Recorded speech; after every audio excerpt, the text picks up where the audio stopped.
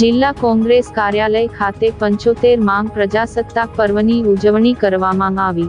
પ્રજાસત્તાક પર્વની ઉજવણી અંતર્ગત ભરૂચ જિલ્લા કોંગ્રેસ કાર્યાલય ખાતે જિલ્લા કોંગ્રેસ પ્રમુખના હસ્તે રાષ્ટ્રધ્વજ લહેરાવી ધ્વજને સલામી આપવામાં આવી હતી।